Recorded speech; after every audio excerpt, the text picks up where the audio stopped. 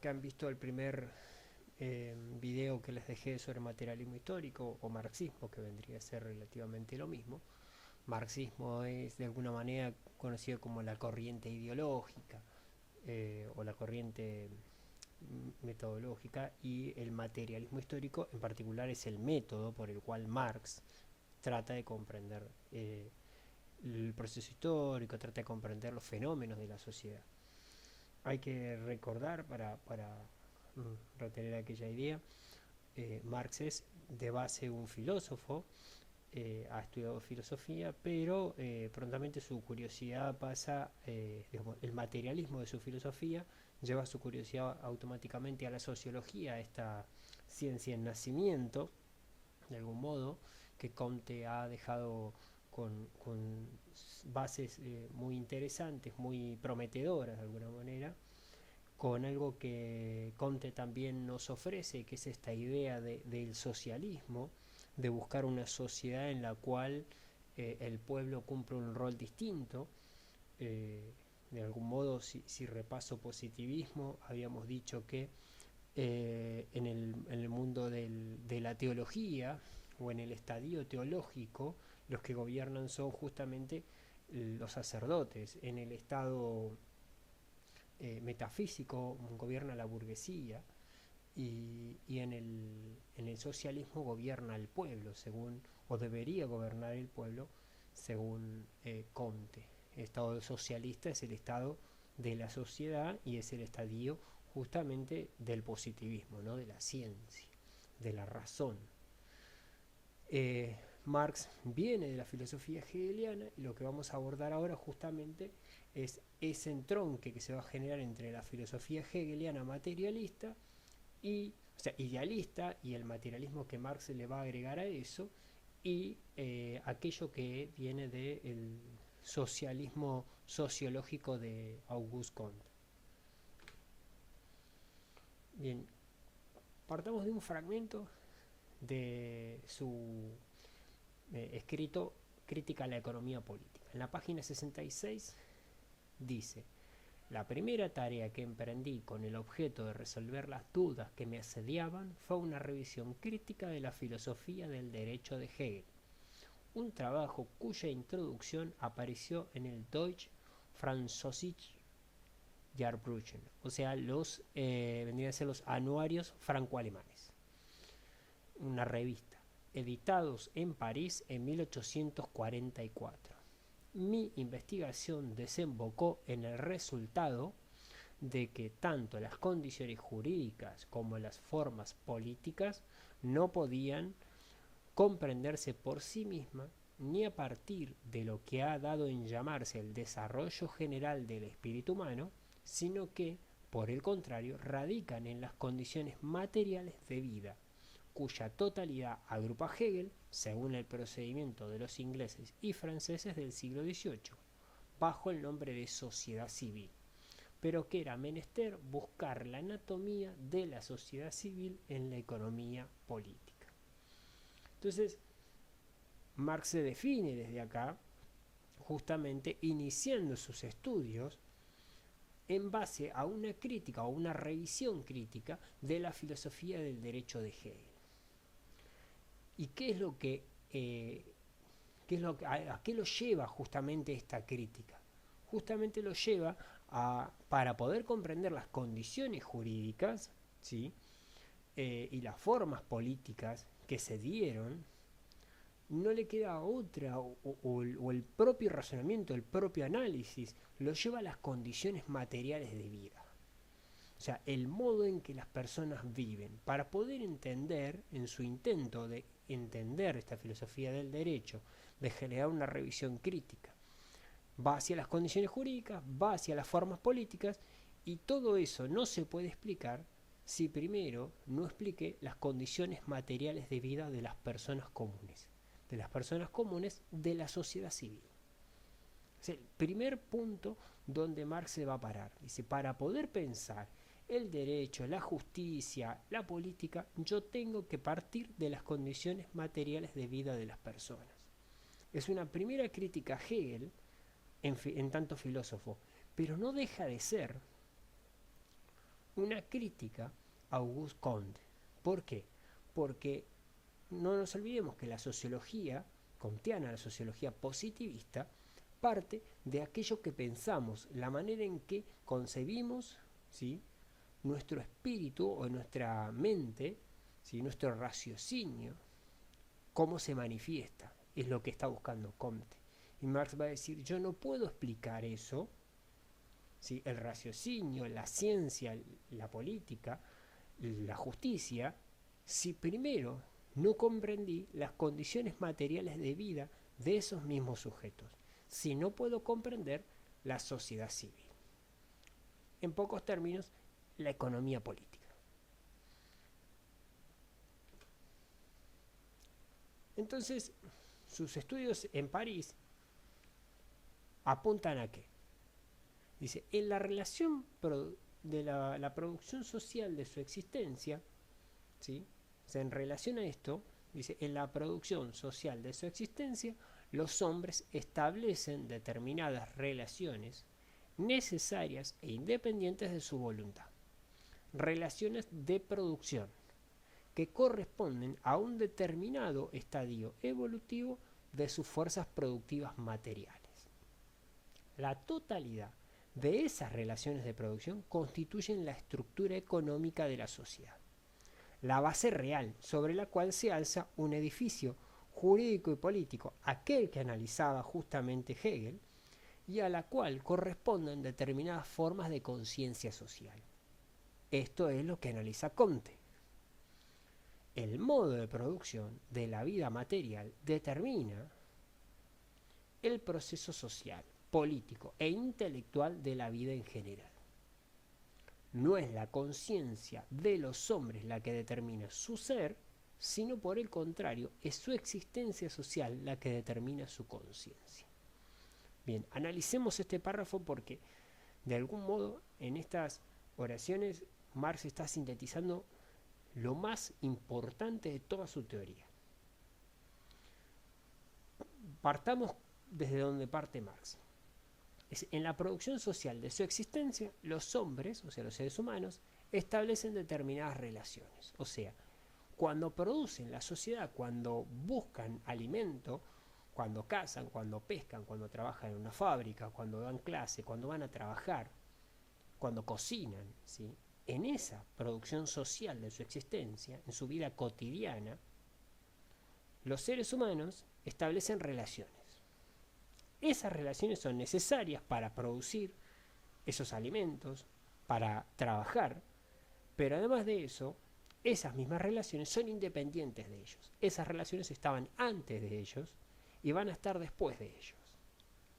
La producción social, o sea, lo que producimos todos los días para poder comer, o sea, yo soy albañil, si soy plomero, si soy docente, si soy mecánico, si trabajo en una fábrica, todas esas actividades que realizamos, ¿sí?, están entramadas dentro de relaciones.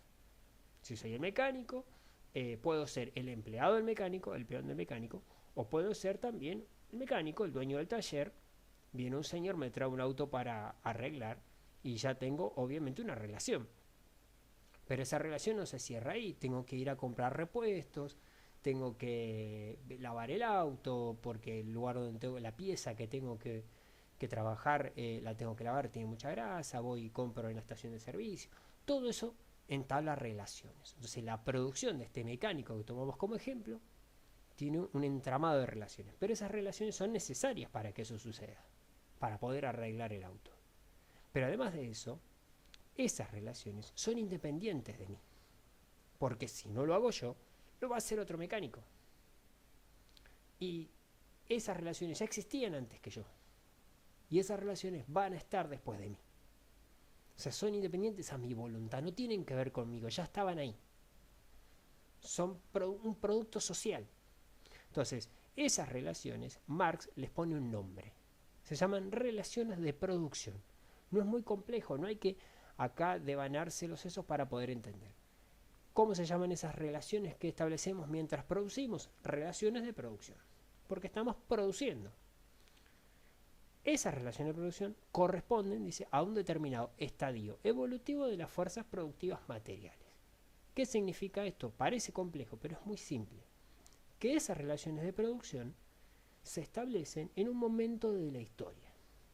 Y ese momento de la historia está determinado por el grado o nivel de tecnología que las personas tienen para hacer esa producción, para llevar adelante esa producción. Entonces, si yo soy un mecánico, arreglo autos, esos autos tienen que ver con un momento determinado en la historia de la reparación de autos. Hoy puede parecer una tontería, pero no lo es. Un mecánico que reparaba autos apenas se inventaron, quizás sabía más de carros de caballos que de motores de autos. ¿Por qué? Porque buena parte de los primeros autos de la historia fueron carros, por eso se llaman carros. Por eso los españoles o los mexicanos le llaman carros, por eso automóvil en inglés no se llama automóvil, se llama car, porque básicamente son derivaciones de los carros. Las ruedas eran las de los carros, los ejes del tren delantero, los del tren trasero eran como los de los carros, tenía rayos como los carros. Entonces el mecánico que reparaba automóviles quizá era o tenía mucho que ver con una reparación, un reparador de carros. Entonces, las fuerzas productivas necesarias para reparar esos autos eran propias de un estadio evolutivo. Esos autos requerían ese tipo de mecánico. Con el Fordismo, donde el Ford A o el Ford T dan un salto a esos primeros autos, tienen una serie de cuestiones que hacen que ya el mecánico tenga que tener una preparación aún mayor. ¿Eso qué quiere decir? Que tiene un estadio evolutivo distinto en el desarrollo de esa fuerza productiva. El trabajador, que es el que produce, el mecánico, que es el que establece relaciones de producción, tiene que ser una persona más preparada, o sea, tiene que tener un estadio evolutivo más desarrollado de fuerza productiva. Los autos, después de los 50, tienen suspensión en todas las ruedas. Algunos tienen un uso más importante de la electricidad al interior del auto. Comparativamente, las lamparitas de los autos, o sea, los focos de los autos, las ópticas de los autos, en los 50 se alimentan con una batería interna del auto. En 1890, la iluminación del auto son los mismos candeles a queroseno, o sea, son lámparas literales que se prenden con fuego y iluminan los costados del auto, no hacia adelante, no enfocan, no son focos, son lámparas. Entonces, en los 50 ya el mecánico no solamente debe saber otras cosas que no sabe el primer mecánico que nombramos, otras cosas que no sabe el mecánico del Ford A y del Ford T, porque debe saber, por dar un ejemplo, más de electricidad. Cuando yo me encuentre en los 90 y en los 2000 con más fuerza la inyección mecánica en un auto, habrá otro salto, otro nuevo desarrollo de la fuerza productiva del mecánico. Entonces, la producción social de la existencia establece relaciones donde en un caso el mecánico, el primer mecánico que marcamos tiene que tener quizá mejor relación con los carpinteros para arreglar el auto porque tiene mucha madera. Cuando lleguemos a 1920, el Ford A, el Ford T, quizá va a tener que tener más relación con los que producen cuero, con algunos que producen combustible para reparar el Ford A o el Ford T. El de los 50 va a tener que tener más relación con los que venden cables o aparatos electrónicos, porque sabemos que esos autos empiezan a tener mayor índice de electricidad. Y cuando lleguemos al año 2000 o a la actualidad, el mecánico va a tener mucho de todo lo que vimos antes, pero además de eso va a tener computadoras para poder leer la computadora interna de a bordo del auto. Entonces, ¿uno es mejor que el otro? No, son diferentes estadios evolutivos de las fuerzas productivas. Entonces, los sujetos producen en un momento determinado de la historia y en ese momento determinado de la historia establecen relaciones distintas de producción. Bien, la totalidad de esas relaciones que van a establecer en un momento determinado, toda esa totalidad constituye una estructura económica de la sociedad. ¿Qué quiere decir esto? Que no solamente estoy hablando ahora del mecánico, sino del que vende combustible, sino del que extrae el petróleo, el que lo refina, el que lo traslada. La persona que en ese momento está sembrando trigo para que todos esos que yo nombré coman pan. La persona que en otro lugar está produciendo ropa y que estableció múltiples relaciones sociales para producir ropa, comida, carne, en el cine, para que haya una película en el cine. Todo ese conjunto de relaciones de producción que cada una de esas personas de manera individual, independientes de las otras, pero necesarias para poder vivir ellas mismas, todo eso constituye lo que Marx llama la estructura económica de la sociedad. Esa estructura económica la sintetiza en una frase que es la base real. Es el piso, para que lo materialicemos, el piso sobre el cual se alza un edificio entero, y ese edificio entero es el edificio jurídico y político. Para Marx no hay presidente, no hay ministros, no hay jueces, no hay policías, no hay nada si atrás de todo eso no hay primero una sociedad produciendo, no hay un complejo de relaciones de producción, que están esas relaciones de producción en un momento determinado del desarrollo de esas fuerzas productivas, de la capacidad y la tecnología de producir esos bienes. Entonces, toda esa base real, toda esa estructura económica, tiene una manera de entender ese mismo mundo donde vive. O sea, para dar un ejemplo, las personas que viven en el presente consideran que lo que está en el pasado es atrasado y considera que lo que está en el futuro es mejor. Puede ser verdad o puede ser mentira, porque no sabemos si en el futuro va a haber una guerra y moriremos todos. Entonces, no ser futuro es mejor. Entonces, hay una conciencia social. Esa conciencia social es resultado de esa sociedad. ¿Por qué el ejemplo del futuro? Porque vivimos en una conciencia social propia del capitalismo, y el capitalismo desarrolla una ideología donde siempre el futuro es mejor que mi presente. Entonces, poco me preocupo por mi presente, que puede ser nefasto, porque siempre estoy soñando que el futuro va a ser mejor, aunque nunca lo sea. Es la lógica del capitalismo, es la ideología propia del capitalismo. Sigamos con lo que se dice y después recuperamos todo. Dice, el modo de producción de la vida material, todo eso que dijimos arriba, la estructura económica y el edificio jurídico y político, es un modo de producción, es un modo en el cual una sociedad produce la vida material, la comida. ¿Sí? El modo de producción de vida material determina el proceso social, político e intelectual de la vida en general. O sea, la manera en que se establecen esas relaciones económicas para producir comida, alimento, ropa, autos, casas, edificios, todo ese entramado de relaciones de producción y de fuerzas productivas, todo ese conjunto determina el modo en que las personas entienden el mundo. ¿Sí? El modo en el que extraigo mis alimentos es el modo, de algún modo, en el que voy a pensar el mundo que me rodea. Entonces, acá hace una de las conclusiones más importantes y que son muy importantes para nuestra asignatura. No es la conciencia de los hombres la que determina su ser, sino por el contrario, es su existencia social la que determina su conciencia. Lo que en otros momentos va a aparecer también en los artículos. El ser social determina la conciencia. ¿Sí? O sea, la manera en que vivo hace que yo piense de una manera determinada. El momento en el que vivo hace que yo piense de una manera determinada. No es al revés, es que yo pienso y luego existo, como diría René Descartes. Marx dice al revés, primero existo y en base a lo que existo puedo pensar de una manera determinada. Por ejemplo, yo puedo pensar un mundo virtual porque existe Internet. Primero tuvo que existir Internet para poder pensar la virtualidad. Primero tuvo que existir materialmente YouTube para que yo pueda subir un video.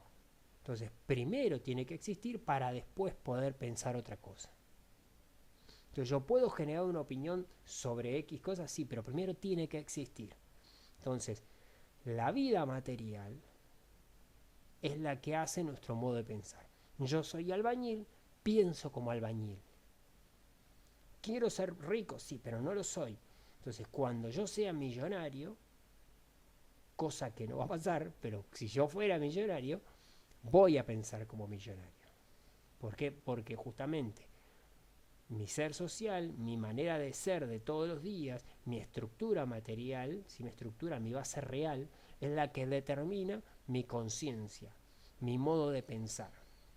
Y acá está criticando tanto a Hegel, que partió desde lo jurídico y el derecho y la ley para poder entender a la sociedad, como también está criticando a Comte, que está pensando en los modos científicos del teológico, el metafísico y el socialismo, y no ha entendido cómo vivían esas personas en ese momento. Dice, el estadio teológico no es que no exista, es que para poder entender por qué existió, primero tengo que entender cómo vivían esas personas y por qué no podían explicar, por ejemplo, un trueno de manera científica. ¿Por qué lo explicaban como un dios? Porque justamente su ser social, su modo de ser en ese momento, no podía desarrollar otra manera de explicación. Continuemos con la crítica al positivismo.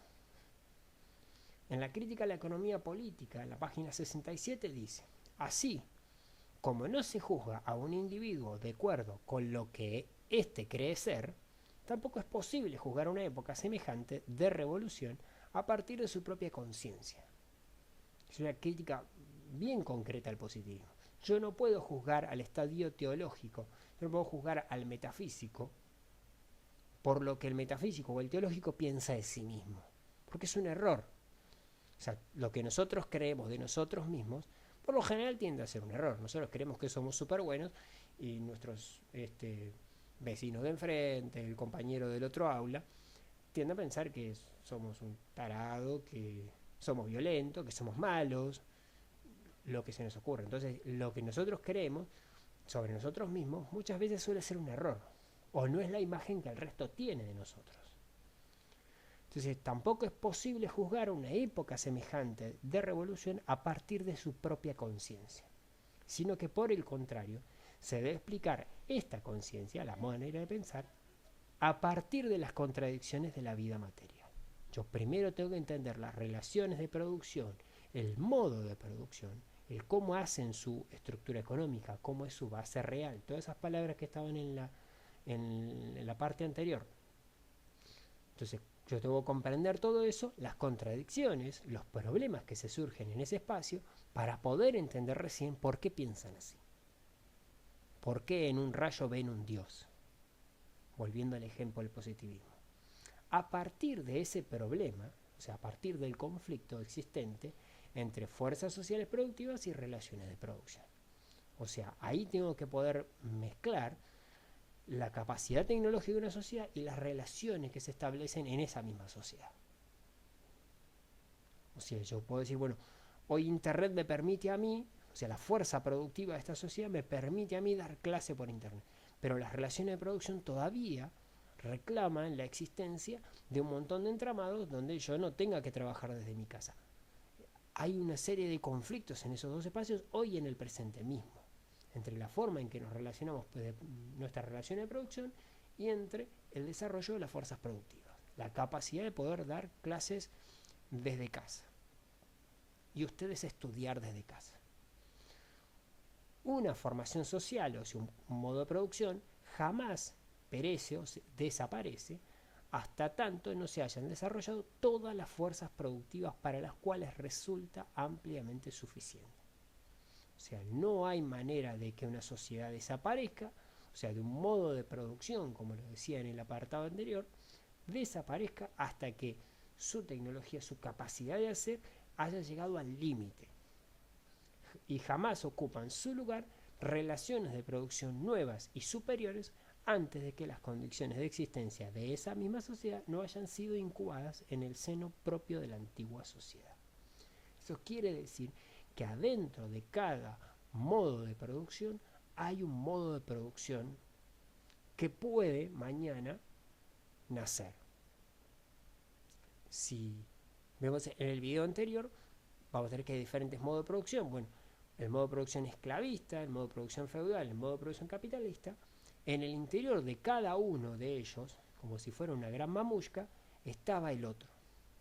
Pero no tuvo suficiente fuerza para nacer. En un momento determinado, o no pudo poner en contradicción las fuerzas productivas y las relaciones sociales en ese momento. Lo hizo después. U otros factores favorecieron que lo pudiera hacer después. Sigamos entonces en esta crítica a aquellos que parten de la manera de pensar, de la conciencia. Marx va a decir, no, hay que partir desde la materia, desde lo que existe, de la forma material de vida.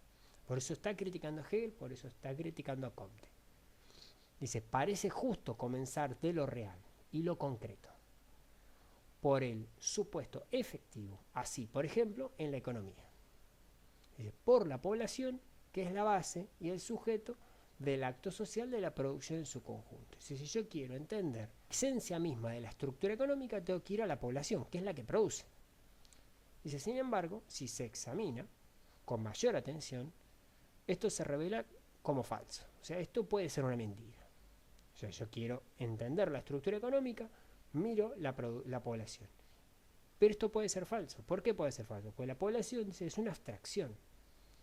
Y si dejo de lado, por ejemplo, las clases que se componen, entonces yo digo, la población argentina, y ya está, y yo entendí la producción, ¿con eso puedo entender la producción? No, porque dice, no se puede entender la producción, la economía, la base real, como lo llama él, si no comprendo la población. Pero para entender la población hay que descomponerla en clases sociales. Al interior de una población hay clases sociales.